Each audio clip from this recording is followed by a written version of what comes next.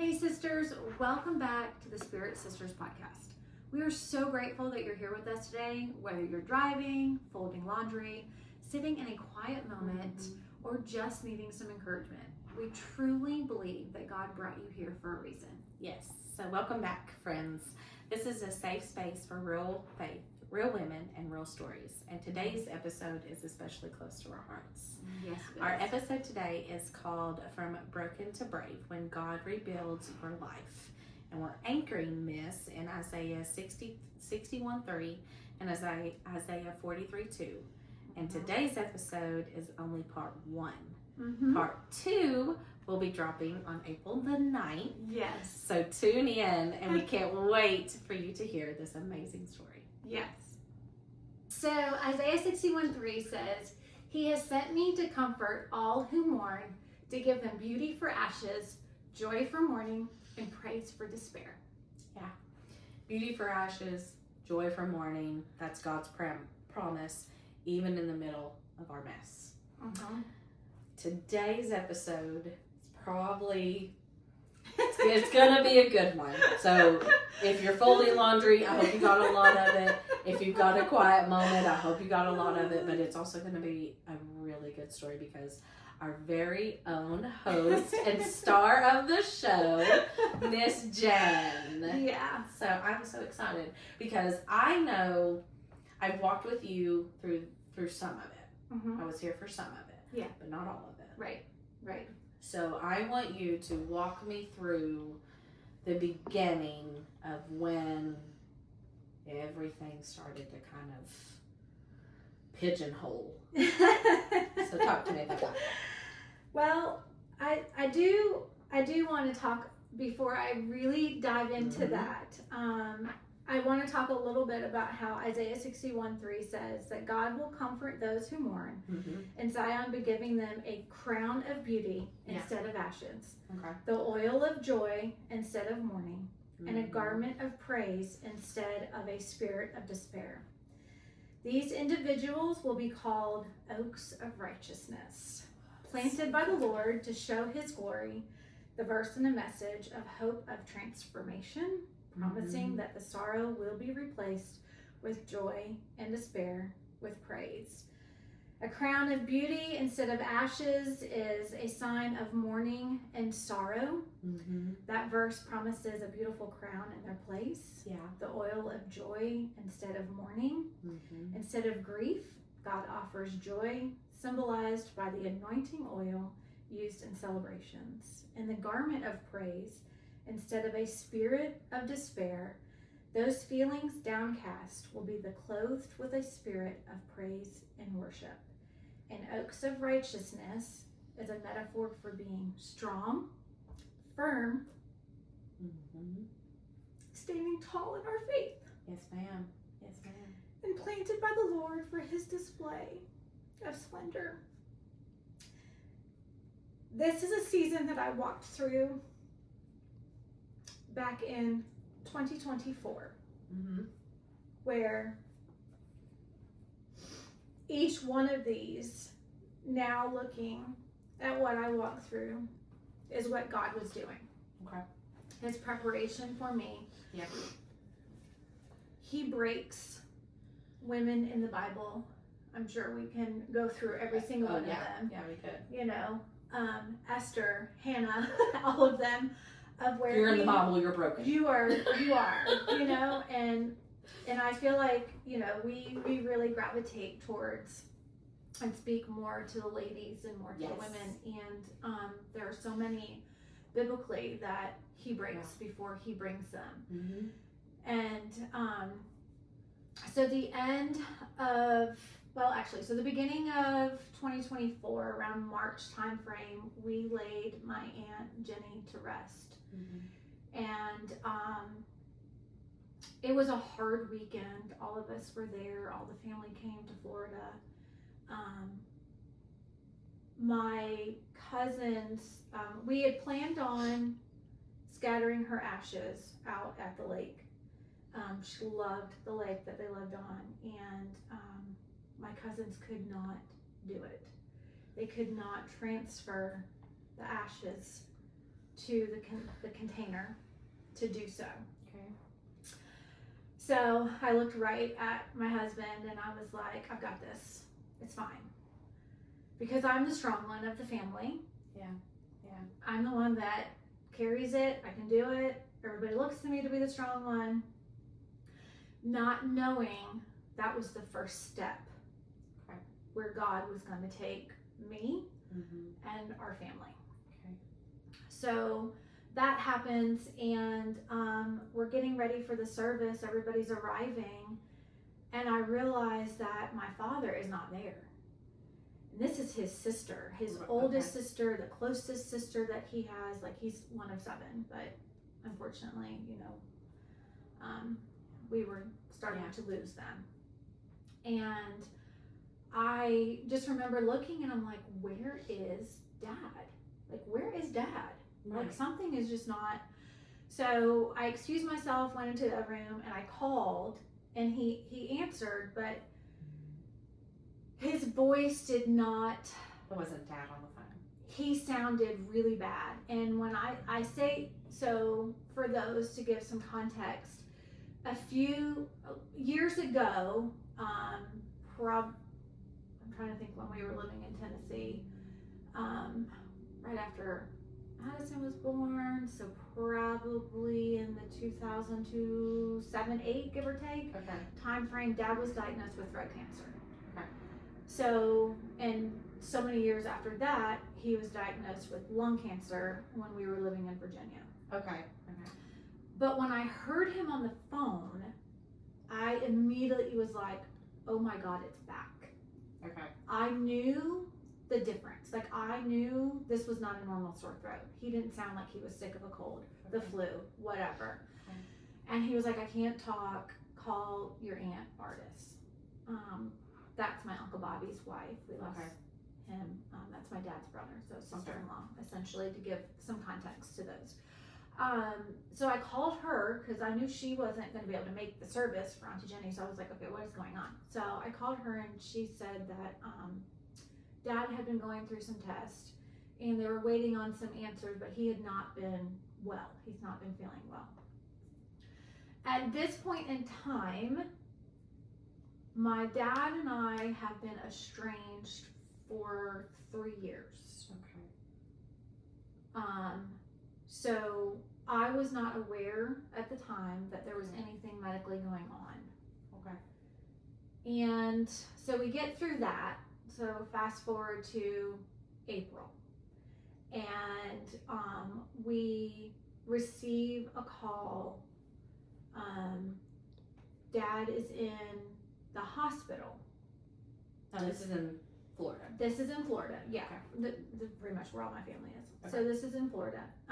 We receive a call that he went to the hospital, not doing well. My cousin had called and I was like, okay, she was crying. Like, you couldn't really understand stuff. And the things that were going on and what she was saying, I'm like, okay, I have the medical background. So I'm like, I've always been also like, don't think the worst until, Yeah, exactly. don't always really think the worst. Like, we always want to be like, okay. This is But also, like, I'm like, give me the medical chart. Yeah. Like, let me read what's going on so I can better understand what's happening. And so we took off to go, Stuart and I took off to go down to see what was going on. In the middle of all of that and trying to figure out, we were also dealing with some friend hurt and walking through that season, not knowing what was going on there. And I'm like, that needs to take a back burner. I need to focus on over here. I can't deal with that right now. I need to know what's going on here. Right. Like, if this is return, how serious is this return? Like, what are we talking about here? Yeah. What is, so we went down, we spent the weekend or a few days, he's real big about his milkshakes, loves his milkshakes. So we got to the hospital And they were wonderful. They were very nice, very welcoming. And I walked in and I joked with Dad and I was like, well, you don't look like you're dying. You look great. You're tan and your hair looks good. So what's the problem? Why am I here? You know? Love the candor. And that's just how we do it. Yeah. That's how he is too. And Yeah. so he just laughed and he looked at me and goes, Jen, it's not good. And I thought, shoot. Yeah. Like if he's really kind of looking at us and saying this. If and, he's admitting it, yeah. I was like, okay. And he's like, listen, the doctor come in. Like I have so-and-so coming in and oncologist coming in and I got this coming in. I'm like, all right, well, I guess we made good timing, you know, like I'm going to meet all these doctors. This is great. And so, you know, we had gone in, I think it was like it was lunchtime something. I just remember we were kind of getting hungry and I looked at Dad and I was like, what do you want? Do you want a burger? What do you, and I'm like, never mind. You want a shake, don't you? And he's like, yeah. Give me a chocolate shake. I want a chocolate shake. All right, fine. So we take off, we go get some food. But he wants me to go by the apartment to look at the paperwork. He's like, all this stuff is there. Like the scan is there, the paperwork is there. All the medical. Okay, gotcha. Like he's giving me all the detail. Like look at it. He's like, it's everywhere. And I'm like, what do you mean it's everywhere? He said, I lit up like a freaking Christmas tree. Of course, he didn't say freaking. I lit up like a freaking Christmas tree on the PET scan. And I was like, so prognosis isn't. Okay. Yeah. So I held it together. I was extremely strong. And I was like, all right, well, we've been through, you know, throat cancer and basically stage 4 of lung cancer. Like you almost didn't survive that. Like we're not gonna, you know, let's just figure this out. It's fine. We'll figure this out. I'll be back. Doctors aren't coming back till later this afternoon. So I'll be back before they make rounds and I'll discuss it. Not a big deal, Dad. I got this. We've got this. So we ran and I looked at it.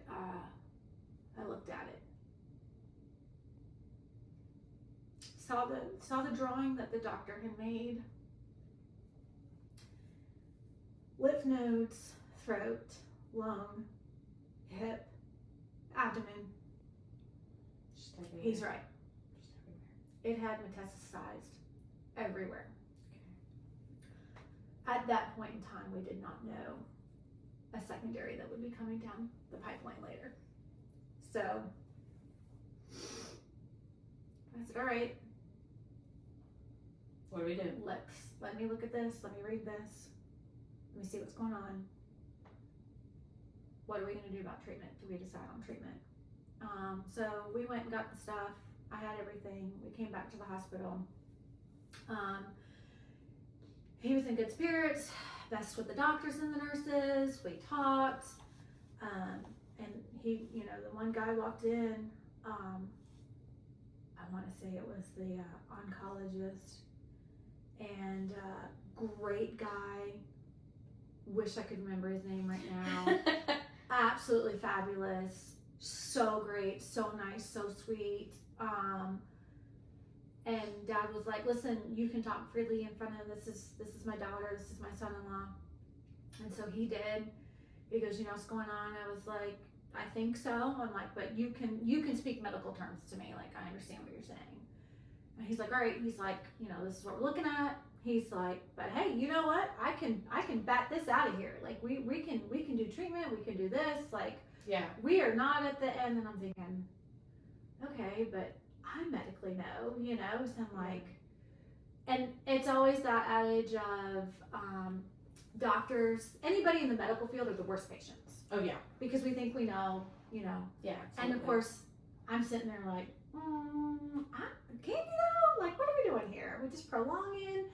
Because I knew how bad Dad was the first time with, you know, the lung cancer. The throat really did him in too, but just the two others. And I thought, I don't know if he's going to want to do this. And I don't know if he can. Okay. I just don't know if he can. So, we had a good conversation. Stuart had walked out of the room and Dad and I were able to reconcile our relationship right there in the hospital. That's so good. That's so good. You know, I was like, I forgave you a long time ago. Like, I was like, I didn't know, you know. And I think it was just a different person that I was speaking to. It was a different person I was speaking to. And you being a different person yourself. Right. Yeah. It just was different. It was a different conversation. Yeah. Really different. And I mean, that was all God. Whether he will want to admit it at that moment in time, that was all God. Because my dad was not a believer. Did you just... I'm assuming the conversation was like, hey, we're good. Because I know how... Well, he kind of... I can't remember what he said to me. Because what started it, but I just remember, like, I'm like, Dad, I forgave you a long time ago. That's part of it, right? Okay. We give forgiveness first. Right. Like, I didn't know that. And it just was different. I'm like, it's fine. And that was it. Like, we hugged, it was fine, and I was like, what do you need me to do? Okay. And at that point in time, my cousin was on the paperwork and getting the information, and he was like, I really want to add you on there. You know this stuff, like, you understand it better, like, let's get you put on there. And there was a lot of things that you just do when your parent is in the hospital or somebody knows in the hospital, like family member. Like, there's just things that you got to fill out, things you got to do, conversations we're having, what we're looking at doing, how long is he going to be in here, can we take him home, like, yada yada yada. So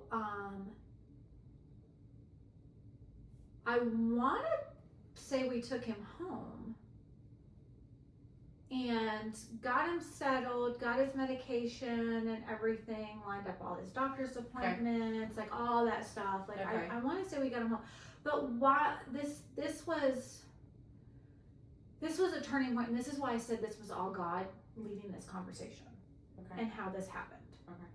Was that happened between him and I left the room to start to call family to tell them where we're at, what's going on, here's the update.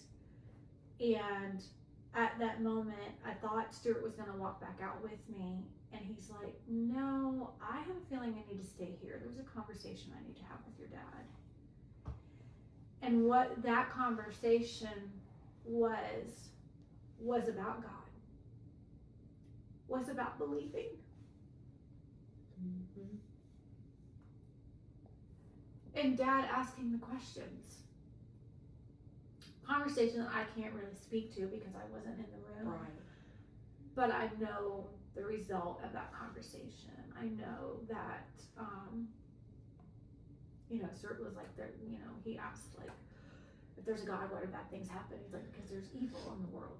Right. Like, evil was let in. And so while they were having this and I was on the phone, their relationship was different at that moment too, because not only are they really kind of having this father son-in-law type of conversation, they were talking about him at the center.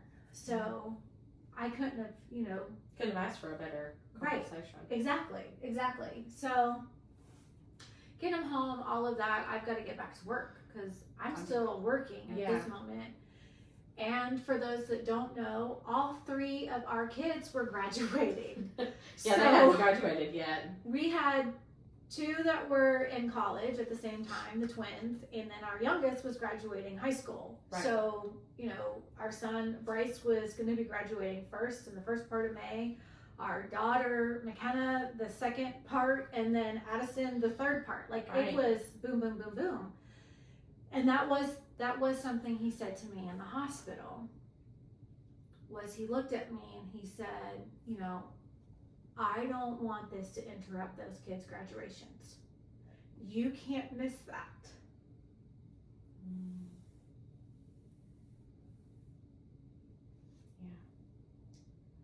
Yeah. As a mom, you can't miss that. Right. But as a daughter, how do you not be there for your dad? How do you not be there? So the next couple of weeks were a little on the scary side. There were some things medically that had happened where Dad was rushed to the hospital by ambulance. And when you're trying to call every flippin' hospital there is in Florida in this small town area, I'm like, seriously? Why do we have 4 hospitals? Like, what is going on? Like, there was like, well, I'm not getting an answer. Have you heard from your dad? No, I haven't heard from my dad. Like, what do you mean? I talked to him earlier this morning. We had a conversation about this that was medically going on, and I was like, okay, maybe you should call the doctor. Like, maybe, you know, and I think it just got so bad that, he was like, I've got to go in, and didn't let us know. And they end up, of course, the ambulance comes in, the EMTs come in. Well, nobody's going to grab his cell phone. Well, of course not. So his phone is now at his place. We're trying to call him. He's not obviously answering. He's on the way to a hospital. Now I'm calling all these hospitals, you know, trying to, so there was a couple of weeks of this. And I knew what that meant. I knew this is the start to the end. Okay. We're hitting the bad stuff. Mm-hmm. This is coming fast. This is going to be lightning fast. I didn't say that to anybody. I just kept that internal. Okay. So the kids didn't even know. They just knew that Grampy was sick. Okay. They did not know, I don't think, the extent of just how sick he was. So the first weekend of May comes the first graduation. We drive down to Pensacola. We are there for Bryce. He's graduating with his degree, business, UWF, University of West Florida. And the next day, I'm getting ready in the hotel, and I see my cousin calling on my phone. And I immediately turn to Stuart, and he's like, I got it. Because I'm like, I have to be present for our son. Yeah. I cannot take that call. So he took it. He came back in. He's like, it's fine. So I was like, okay. All right. That, I'm like, okay. He's like, yep, it's fine. We're going to go. Everything's fine. Mm-hmm. Okay. Doesn't say anything to me. Mm-hmm. Not, you know. It didn't give you any nothing. kind of context. No context Because whatsoever. you can't. Just, everything's fine. Right. Took care of it. We can talk to her later. No problem. I'm like, okay. Probably just something scam lot. Right. Like, your mind just starts going, okay, fine. Start spiraling a little bit. So now we're heading over, you know, to where they do the graduation, and I am like focused in, you know, taking pictures, doing all this stuff. Proud parents, we're so excited. He's graduated. Oh my gosh, you know, like all the things, right? We go and celebrate. We're doing all the stuff. We're packing up. We're heading back to North Carolina, and on the drive home, I called Dad, and I want to say Bryce was driving, Stuart was in the front seat, I was in the back seat, and I called him, and I was like, hey, how's it going? What's going on? I could hear a lot of ruckus in the background. He's like, oh God, you know, everybody's in the hospital room. Jesus, they think I'm dying, you know? And I'm like, okay, Dad, right? Like, all my family, come from a huge family, a big Irish family. So the cousins are there, everybody's coming in. And he's like, well, Jen, it's in the damn brain.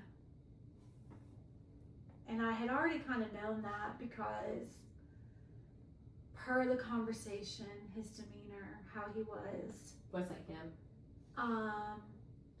I knew the day in the hospital. Okay. I didn't want to come to terms with that yet, though. Yeah. But knowing that it was everywhere and they had not done the scan yet to know whether it was, and that's what the oncologist was doing. The oncologist the week, I missed this, the week before, the week that we were leaving to go to Bryce's graduation, he called me at work. Stuart came in and we were on the phone with him. Okay. And he said, you know, if it's there, we can do this. I can give your dad treatment, we can prolong, we can give him time to be able to. And I'm like, is that really what he's gonna want though? Right. Like, he's not gonna want to live out his last days of life On chemo. or radiation or all of this Being stuff. sick and Like, yeah. I understand, but like, I just don't know, you know. And I Right. pray. He's like, but Jen, I'm like, I understand, I know, I and I appreciate think it. you're a great doctor and you're amazing, and I love you and I appreciate you calling, but I just don't know. I just don't know. This isn't my decision. So when I was on the phone with Dad in the car, he was like, he said, I think it's best. He's like, I don't know, Jen, what do you think? He goes, I think it's time for hospice. They're telling me that maybe it's best. Like, it's my decision. I don't want to do treatment. I don't want to go through that. It's quality of life. And I'm like, yeah, Dad. He's like, what do you think? Joanne can't fill out the paperwork. She's hysterical. She's nothing, you know. He's just giving her all kinds of crap and laughing. And then her kids were in there too. And I said, you know, I think it's right, Dad. Like, everything you've been through. Yeah. I personally, I don't want to see you look that No, way. no, I don't want to no. remember you that way. No. And we know, like, with the other family members that we've lost, Mm-hmm. it's so hard to see somebody It is. It's to very go hard. to go through that. Yeah. And I said, I think that's the right decision.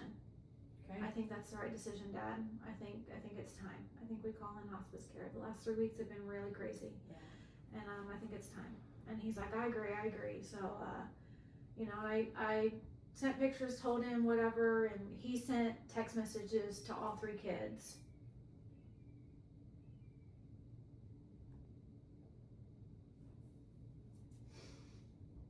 Congratulating them on their graduations.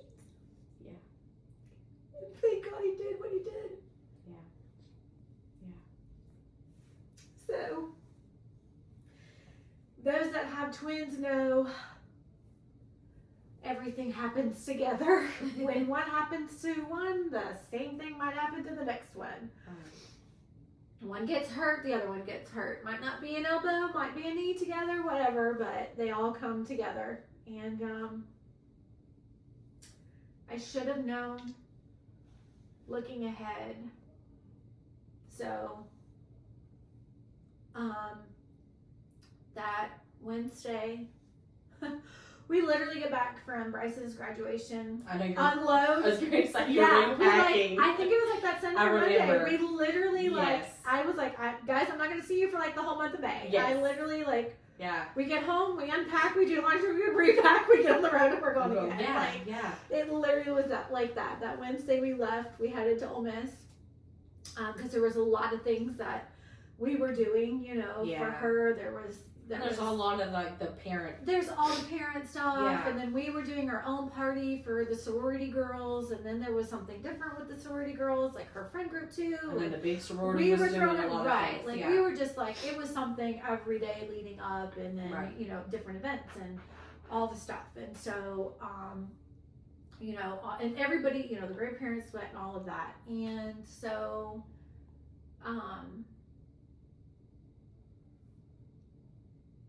Mother's Day.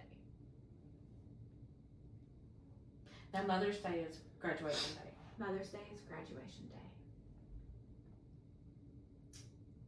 So we're at Ole Miss. So Mississippi time zone is an hour behind us. Mm-hmm.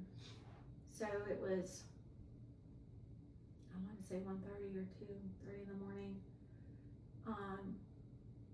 Stuart wakes me up because I wake up because he's moving around and I'm like, what's wrong? And he's like, your phone keeps buzzing. And I'm like, what? Like I'm half asleep and waking up. And he comes to the other side of the bed and he looks at me and he goes, it's Kathy. And I said, oh my God. That I've been joking our family is nothing good happens after 9 o'clock when you get a phone call. Right, yeah. On my dad's side of the family, we Yeah. used to joke about that. Yeah. If you're calling me after 9 o'clock, this isn't That a ain't good call. good. And I'm like, this is in the middle of the night. And I looked at him, I said, my dad's gone.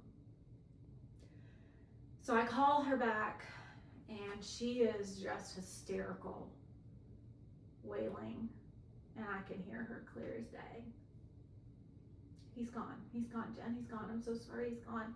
I don't know, I'm so sorry. Like, hospice didn't tell us. If we didn't know, we could have been there. Like, I'm so sorry. And then next thing I know, it just hangs up. I cry, but I immediately run to the bathroom because I got sick. Yeah. My aunt was making her way across the hallway to our room because we had gotten like a big townhouse for all of us to stay in, and Stuart's parents were there. My aunt was there. My stepdad was there. Addison was there. But Addison, by the grace of God,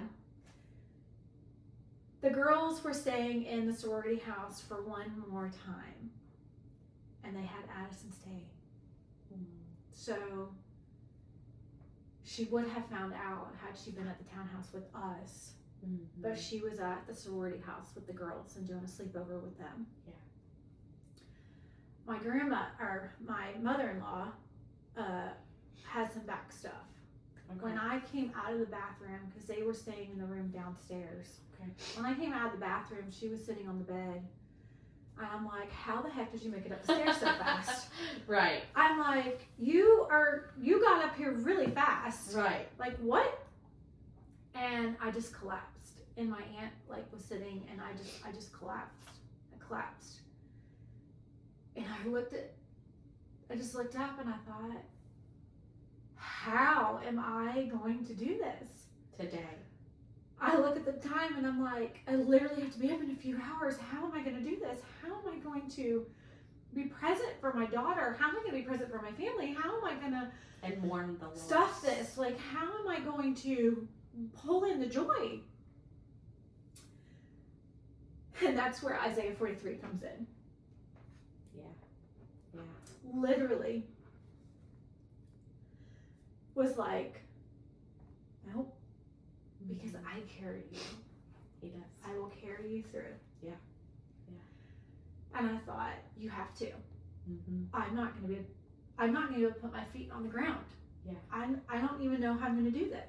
And the first thing, us girls are like, oh my God, my face is going to be so puffy from crying. So I'm immediately looking at Stuart, I need ice packs. I need eye patches. I need eye patches.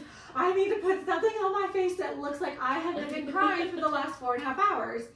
Meanwhile, I'm like, you're trying to get ready. I'm just trying to get my bearings, and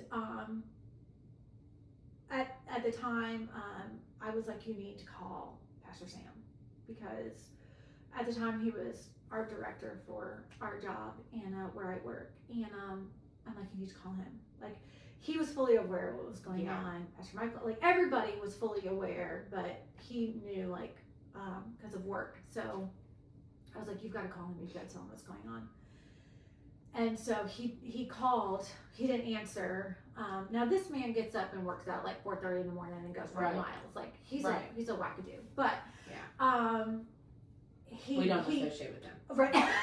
We don't associate with He calls back, and Stuart tells him, and then he puts him on speakerphone, and he's like, Jen, you're going to run the longest marathon of your life today. And he's like, you're going to hit spots, and it's okay, but you take a deep breath, you excuse yourself to the bathroom, you have to think about McKenna. Yeah. You have to think about being present, don't miss this. Be a mom. Your dad told you, don't let this interrupt. Yeah. So I'm like, how am I going to do this? Okay. And I literally was just arms wide open, looked up, held on to Stuart and said, God, give me the armor, give me the strength of 500 men, and carry me through this, because I cannot do this alone. And the whole time was just Isaiah 43:2, or Isaiah. And I'm like, okay, I got this. I've got this. I've got this. Yep, we've got this. Got ready, went downstairs. Everybody looks at me and I'm like, I'm good. Joy is in my heart. Joy is on my face. Nobody knows. We go to graduation. We do all the stuff. We are smiling. We have a party for her and Johnny afterwards. All the families are together. We're taking all the pictures. Not a single soul knows what's going on. Or what's coming. My kids don't know. Yeah. Just so hard. And we said, we're not telling them until they're all together. Okay. Because Bryce was coming up by that Monday or Tuesday.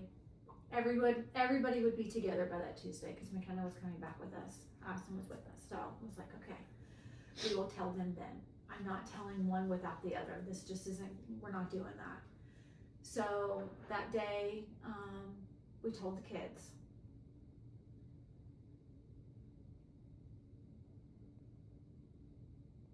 How do you do that?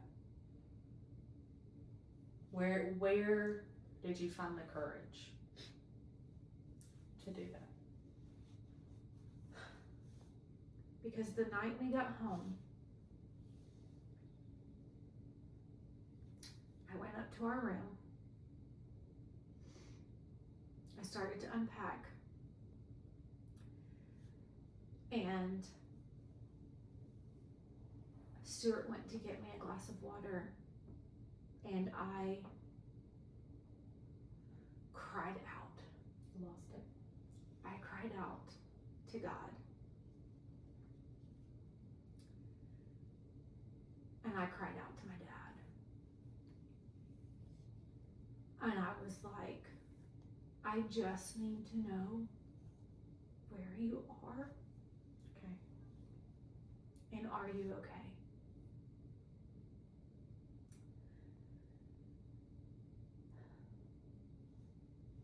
And I could hear him. I'm okay. But I just kept crying out, and Stuart came up. I collapsed on the floor, and he held me. He's like, I'm here for you. You just let it out, let it out. And I looked up at the light in our ceiling, and it wasn't doing like the flickering of like the light bulbs about to go out, you know? Yeah. Oh great, the bulb, we gotta change the bulb. Yeah, bulb's right. went out, you know, it's flickering. No, this was tapping like Morse code.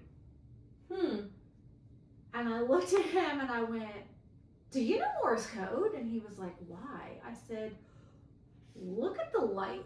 And he turned around and looked at it, and he looked at me, he goes, holy crap. And just we watched it. And I'm like, all of a sudden I said, it's my dad. So he runs downstairs, grabs a piece of paper, comes back up, has a pen, and he's just jotting down, and he's watching it, and he's jotting down, and he's watching it, and he's looking. And it was like, he goes, I think I've got this down. He's like, it says, I'm okay. I'm with the 5. I'm with the family. My aunt and uncles and my cousin that have passed. My grandparents. I'm with the 5. I'm with everybody. And I thought, oh my God, like how much peace that kind of gave me right then and there, knowing that he's with our God. Yeah. Yeah. He took that acceptance on his deathbed. So I will meet him again. Yeah. That gave me the peace to be able to tell our kids, this is where he's at. This is what happened. When I got back to work, my amazing coworkers, it's actually, for those that don't know, you really can't see it in our podcast studio, but it's on the wall. It's a piece of wood with the message written in Morse code. And of course I lost it when they gave it to me, because I looked at it and I'm like, is this? And Stacy goes, yeah. Because I told them the story of what happened. Right. And she's like, you're going to get that a lot. Like, you're going to see different things, you're going to feel. And of course, those that know the TV show Stranger Things, my husband was like, listen, hilarious. This is not going to be the Stranger Thing bedroom, okay? That's We are not doing We are not You're doing not that. going to speak to the light. I can see you. Stuart, get a pen. Oh, he was just like, we're not doing this. That's I'm hilarious. like, oh my gosh. Well, you have to find the humor. Like, There's the joy. there's the joy. Like, and I was like, okay. And, so, yeah, it was hard. It sucked. It was, everything. So we get through that. Yeah. Uh-huh.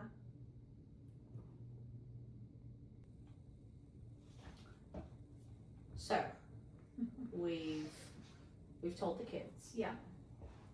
We've got through that. Mm-hmm. And now we're starting to try to put the pieces of a daily life together. Mm-hmm. So tell me what that looks like for you. How did you get back? I know how you got back. You just jumped right in with both feet. Mm-hmm. But I also know the Jenn Mm-hmm. that is struggling Yeah.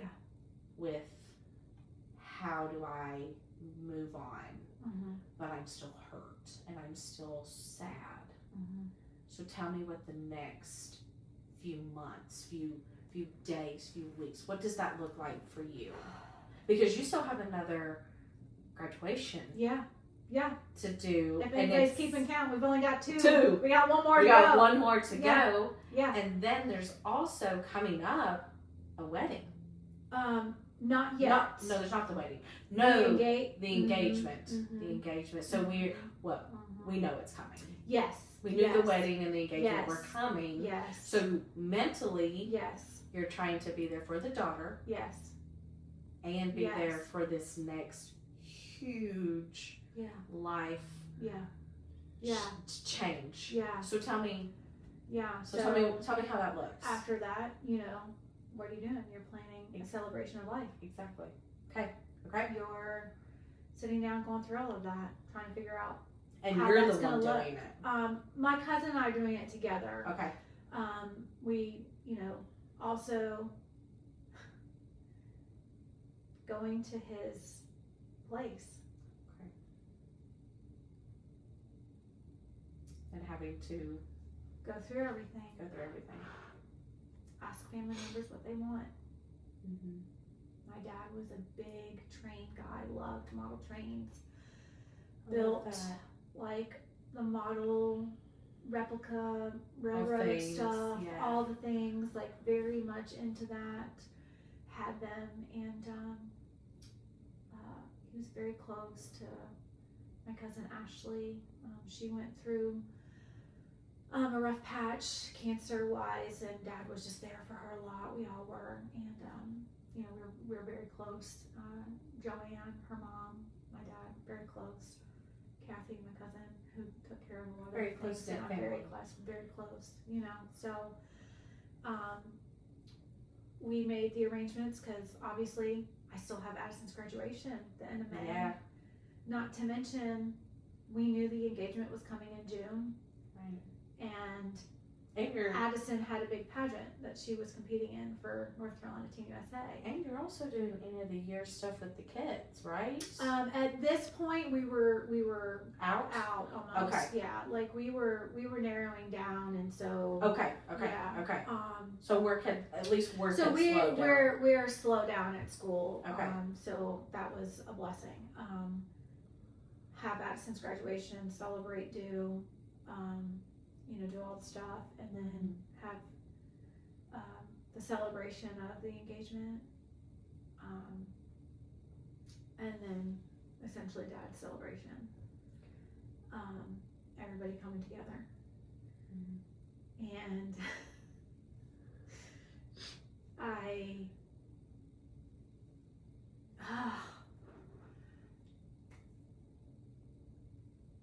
the crazy thing is when Dad had his bad bout of cancer, lung cancer, I had already planned a eulogy. I had already planned a service. I already planned what I was going to do.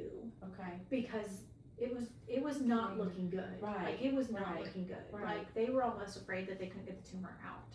and that was going to be it. So I prepare. Those that know me, like, You're a planner. I'm a planner. I prepare.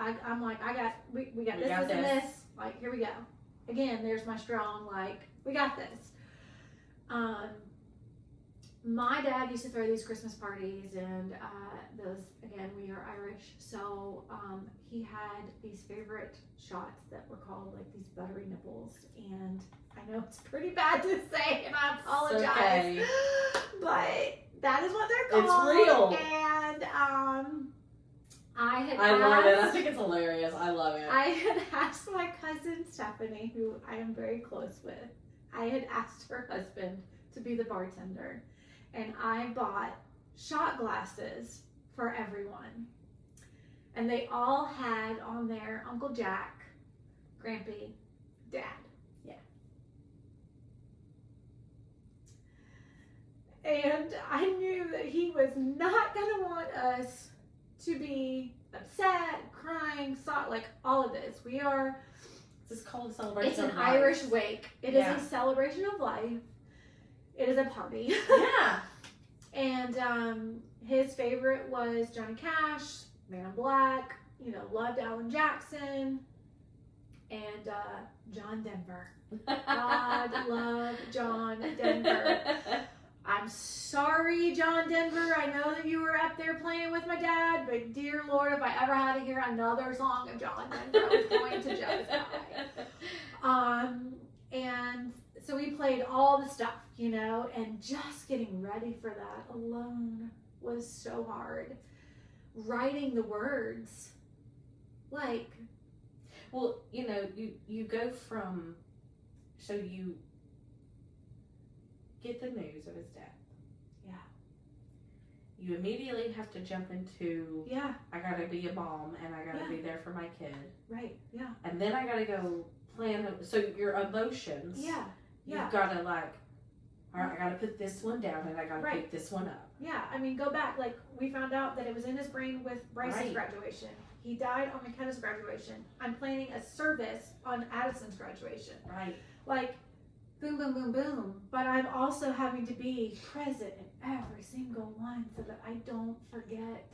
Like, I don't want to not be there. Right. So that was my prayer for God to literally carry me through that. And that was my question, like, I know the story isn't done. But I want to take a pause because I think it's really, really important that for our listeners who are listening, who are going through the same thing, how did it affect your Christian life, your spiritual life?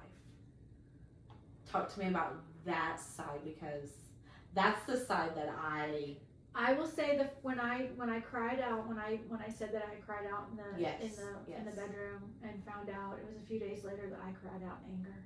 Mm-hmm. I cried out in anger. Yeah. And I honestly can't tell you like what the anger, like what it was. About? I was just cried just out angry. in anger, like just angry. Over it all. And part of me I think was because I wasn't there in the hospital. I wasn't there when he took his last breath. I wasn't there. I needed to be with my daughter in her graduation. Right. So maybe, like looking back, I think part of it might have been a little bit of anger over the guilt of not being Anger there, but yourself, also the fact that I am still a parent, I'm still a mother, and hearing Dad's voice, this is not to interrupt the kid's graduation. Exactly. Do not let this interrupt. So that was his wish. Okay, that is your dying wish, that's what I'm going to do. Right. I'm not going to let that interrupt anything. You're absolutely right, Dad. Right. Like, he was always like that for us. Mm-hmm. So, got it. There is not a single person in church, unless I told you, that knew what I was walking through. Right. Because my joy never left. I walked in, I had joy in my heart. Sure, was I hurting? Yes. Absolutely. Was I grieving? Absolutely. Right. I was grieving a multitude of things that were happening in the month of May. Yes. However, I literally would pray, if I'm angry or bitter, Lord, I'm asking you to take that away. Give me back my joy. Give me back the peace. continue to give me the strength that I need. And I would walk in and serve. I'd walk in and lead. I would walk in and do. And honestly, it's not meant for me to walk into the church and be like, poor pitiful me, everybody look at me, this is what's going on. Correct. It's not about you. It's not. No. And that's where my testament, the story is because Jesus is the joy. And because I literally walk in with him, he literally carried me. My feet never hit the ground. Right. Because for those that are listening, this is only number 1.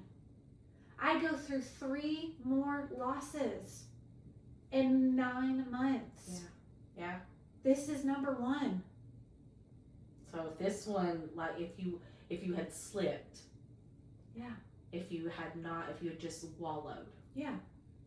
I can only imagine what the next 8 months. Yeah. So we do. Yep. We're at the service celebration. Little joke of the fact that if you remember me saying the light literally was like, Morse code. So I'm the last one to speak. That's what I wanted. And by the grace of Dad and God, words came to me finally for me to be able to say. And in the middle of me speaking, the lights do. And of course everybody's like freaking out, and I'm like, guys, it's fine. It's Dad. It's fine. And they're all like, and I'm like, it's fine. It's fine. Like, okay, Dad. Obviously, I did right because we toasted, we celebrated. Okay. We came back and life happens, right? Yeah, you start the engagement. So now we have a wedding plan. Mm-hmm. We are looking at You're stuff. Full-on wedding mom. McKenna's going back to school because she's starting her master's. Well, and you've got... So we moved her back. Yep. We're moving her back to Mississippi. Right. Bryce Addison, the job. Bryce is starting his career. Now I'm getting Addison into college, and I'm like, we got to move what in is day. happening? Like life happens, things happen. Right. We're going, and full speed ahead. Yeah.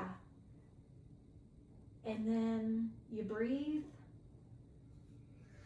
and everything comes to a screeching halt again.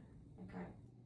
If this episode encouraged you today, we ask that you would share it with someone who needs hope, or reach out to someone who may be dealing with this type of grief. Yes. So leave us a review, follow the podcast, and remember, your story isn't over. God is still writing it. We love you, and we'll see you next time for part 2. Part 2.